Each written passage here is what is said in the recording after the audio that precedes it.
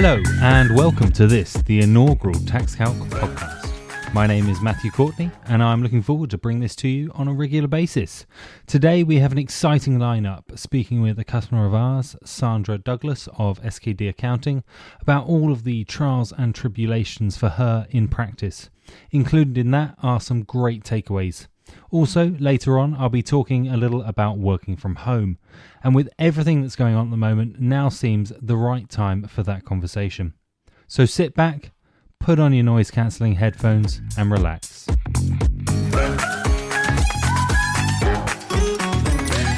Today we have Saundra joining us from SKD Accounting. My name is Matthew Courtney and this is the Tax Calc podcast, Thinking Outside of the Box.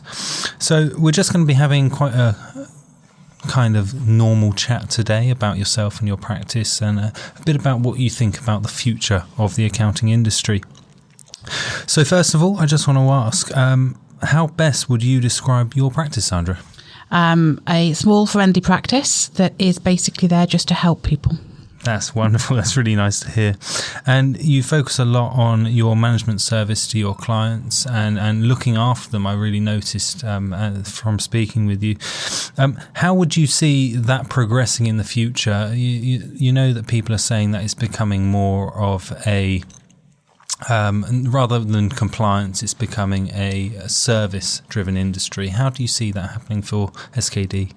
Basically, we like to make sure that our clients understand what they're getting. Not just there's a load of figures and here you go, that's you done, but more understanding what the figures are, why they are the figures they are, but also ways in which they can help things. So I have clients who are struggling with their cash flows or profits, and we can go through line by line and understand which are the drivers of that big profit or big loss and help them either expand on that or reduce the bits that aren't so good for them. Give them the tools to help them run their business more profitably for them, so that they're not working quite so hard but making lots of money still.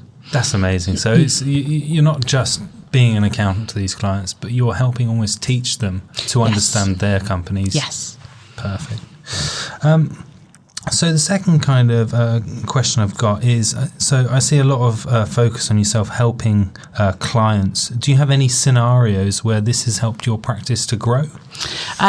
Usually just because if we're helpful, then they will recommend us to others. So the number of families that we have involved in our business, so we have husbands and wives who run their own different businesses. We look after both of those.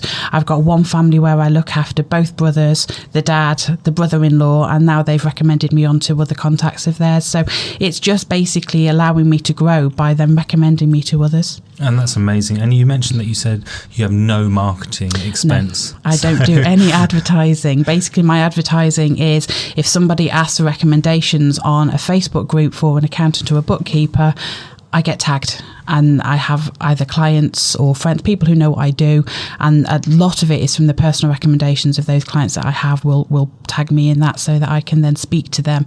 And once we meet them, hopefully we get on well and they understand what I can offer them and we grow from there.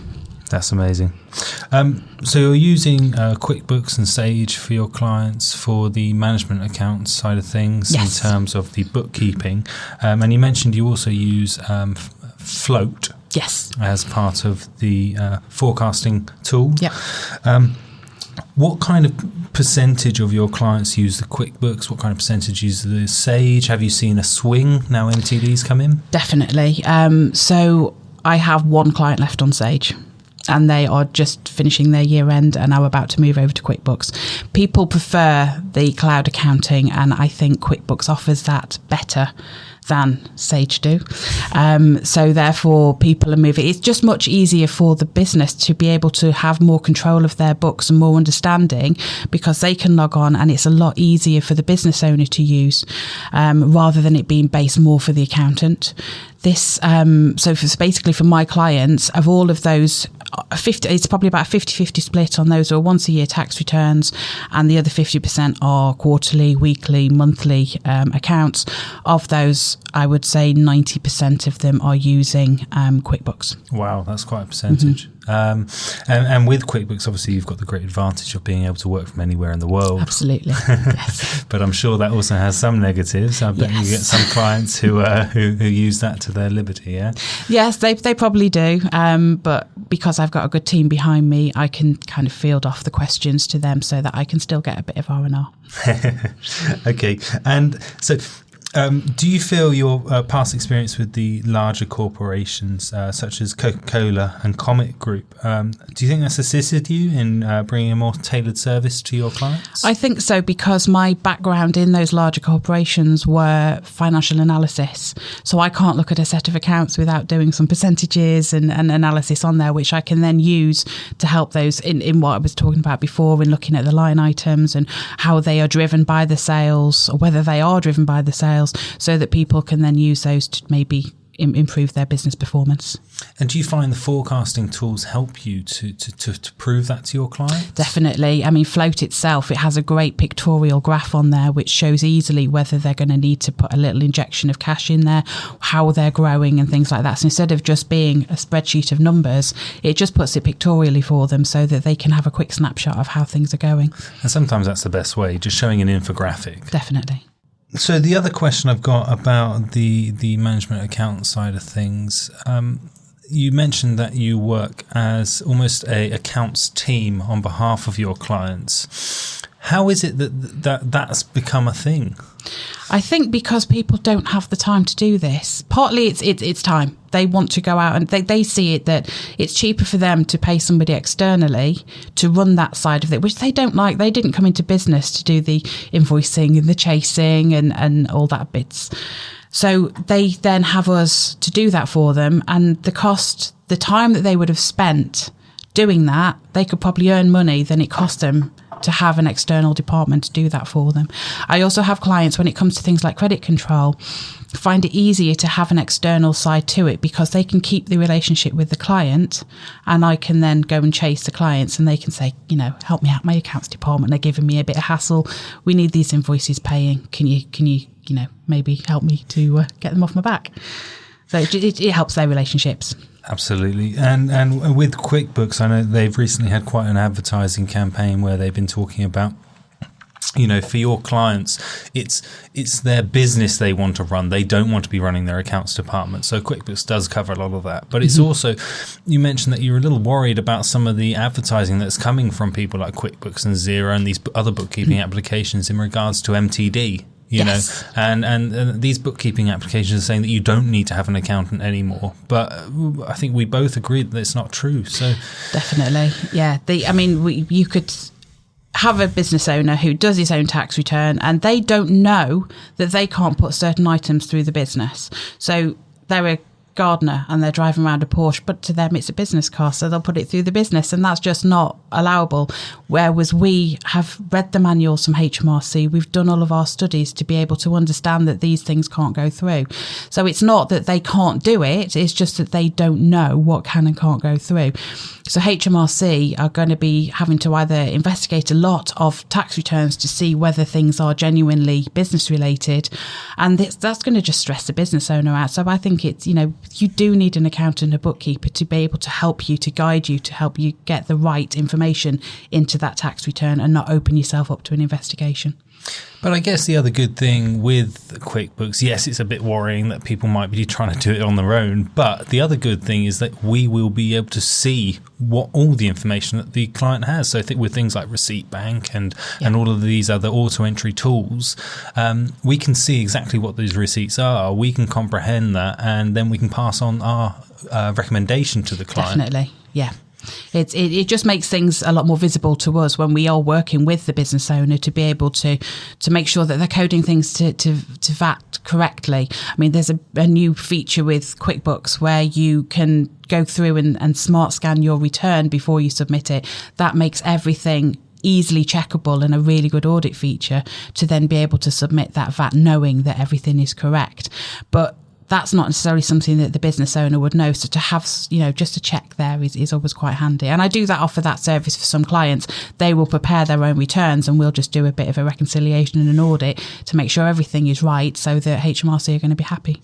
Yeah, just to double check, and having that visibility of what those receipts were or what those invoices were, that adds confidence to you. Definitely, because you can click in and look at those receipts, because the receipt bank software sends it so that you've got the actual receipt attached to that entry, so you're not having to ask them for the paperwork. You can just look at it there. So what I want to ask about now is making tax digital. I want to kind of understand from you what you think is happening with the industry. So obviously with VAT already being implemented, we have seen some changes. A lot more clients are using bookkeeping services. Are there any other changes which you've noticed in the industry that seem to have been caused, in fact, by MTD for VAT? I think people, because they have to do it via software, it's and the banks then get reconciled fully. It means that those invoices and receipts that may have slipped through the net previously are being taken account of. So actually, it's probably helping the business owner, because they can get more of the VAT back on their purchases, whereas previously they would have necessarily forgotten them. Or so having that software there and people using the software more instead of spreadsheets means that there's more of a check to make sure that everything that should go through does go through. I don't think it's necessarily on the sales. I think the sales were there because they used, they had their invoices that they sent out. But I think it's just the odd little, fuel purchases that the receipt goes missing and things like that. With using software, it's there on the bank, and then you can then get the information from them, find the receipt, and they can keep things better to make sure that it's all included. Yeah, absolutely. And with MTD for income tax on its way, I know we had a little bit of a giggle about it earlier on, but how do you see that taking place in the industry? How do you see that changing the industry?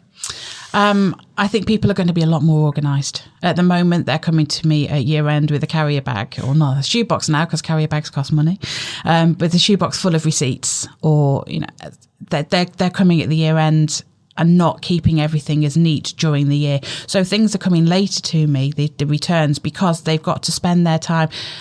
The number of emails, I'm just getting it all ready for you, I'm getting it all organised. But if it's been done quarterly, it means that there won't be as much for them to get ready, which will actually take a burden off them at the year end, because they're not having to scrabble around for receipts that have been stuck in the bottom of their van for months and months. So I think it will help people become more organised.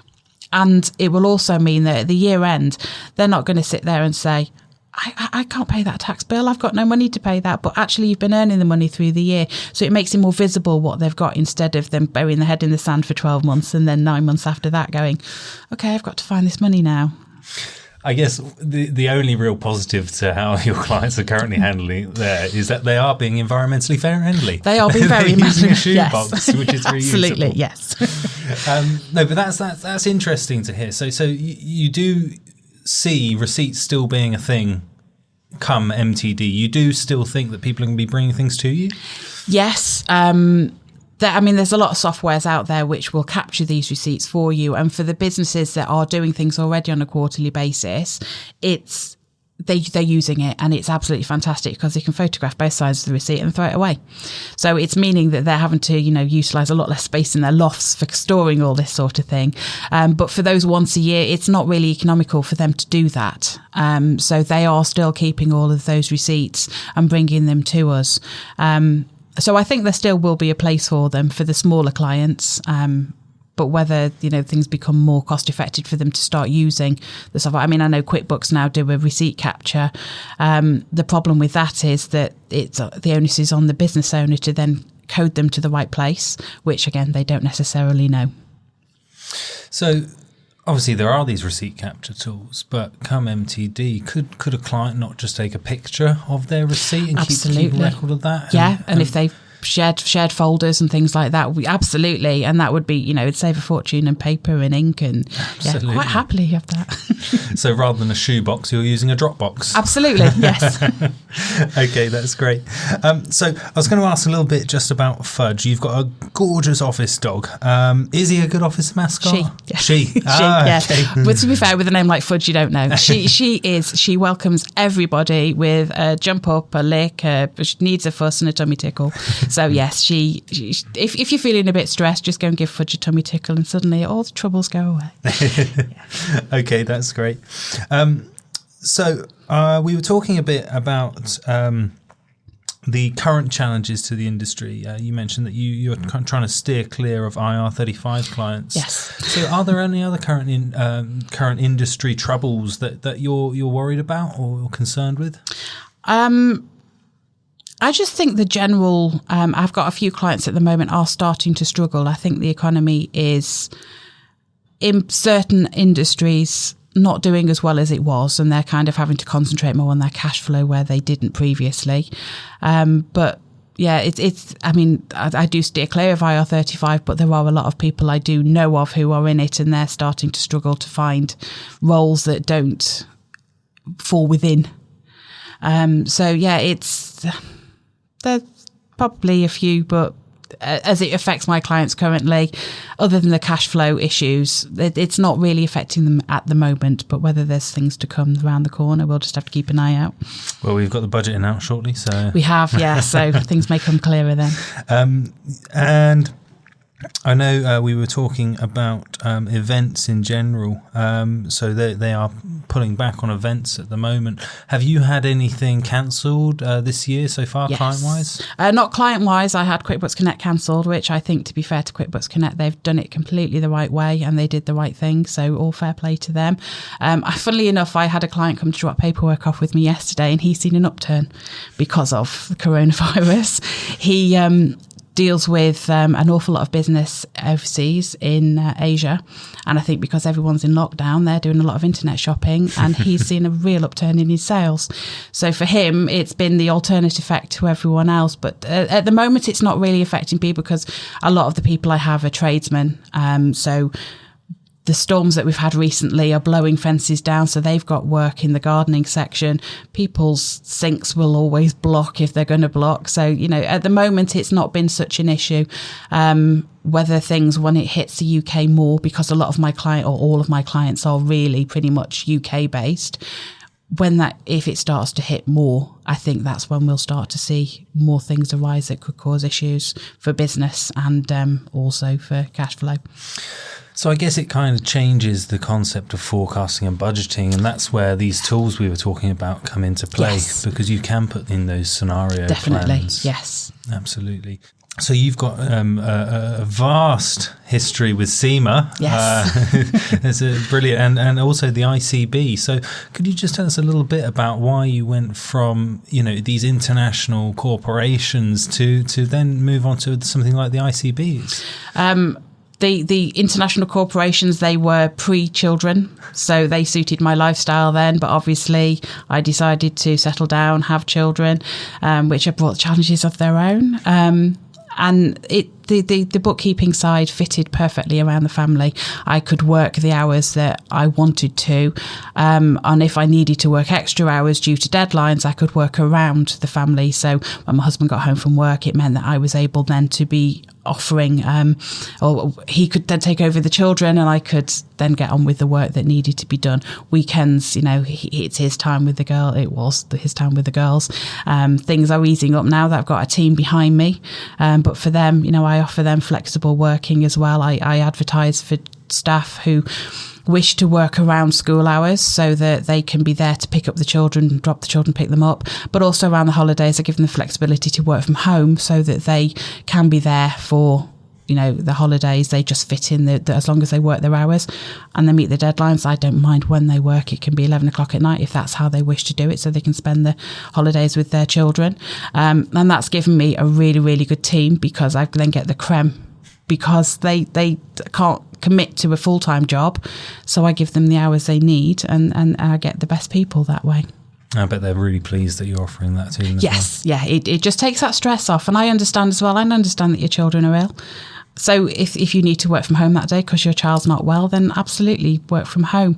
And I when I was a childminder, if either I couldn't work or the parents couldn't send their children to me, the stress that it caused because they couldn't get to work, they were worried that their bosses would be annoyed.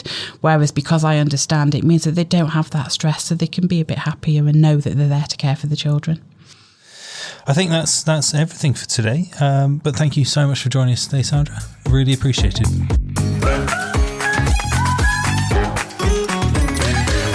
Now then, we move on to working from home.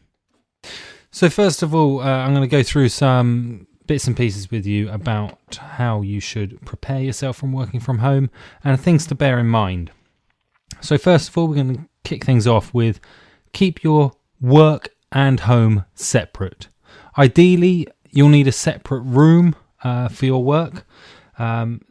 It's either about shutting the door at the end of the day and just making sure that you shut out distractions when you get into your working from home office. So it's always nice to think about giving yourself some headphones or what have you while you're at work. But also just remember that you don't need to take your office stuff out of the office. So just because you're working from home doesn't mean you're always working. Just in terms of office stuff, get yourself a stationery cupboard, a shredder, a filing cabinet, even a water cooler. So it's all good working from home, but if you don't have the basics that you need, then you're going to find yourself in trouble.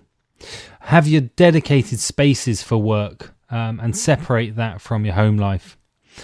Ensuring that you've got the right IT system is also very important. As you know, we've got a call centre, so we're all set for working from home. But when you're working from home, have a think about what you want to use.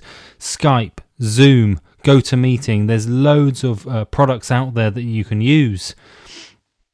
Be business-like. So just because you're working from home doesn't mean you have to be an amateur in the way you run your business or the way that you are working for someone else.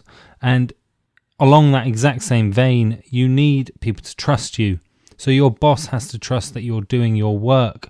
You need to trust yourself that you can get on with your work if you are self-employed. Another really big thing is the insurance and tax. So working from home, you will need to have a think about how your employers or your personal liability insurance is set up. And you'll also need to think about it from a tax perspective. So a lot of things are claimable from working from home. Hours, just because you're working from home, as we mentioned, doesn't mean that you're working all the time. Try and give yourself that separation. It's always quite nice having two separate phones. So one for personal life, one for work life. Now, understandably, that's not something everyone can do. But then you can set yourself to out of office and you can ensure that people aren't calling your personal mobile by not giving it out. The final thing I just want to touch on, and this is a bit of a silly point, but a really good chair. So when you're working from home, it's very different from being in an office. In an office, you've got ergonomically designed chairs. They're very comfortable. Working from home, it's likely that you're sat at the kitchen table. Having a nice chair, having somewhere comfortable to sit, allows you to relax more and allows you to work better. So even if it is speaking to your boss about getting a nice chair for yourself, I know they're not cheap. But that definitely might be something to consider, considering how long we're going to be in this lockdown period now. So that's about everything. What I want to say is thank you very much for joining us today, and please stay tuned for the next Tax Calc podcast.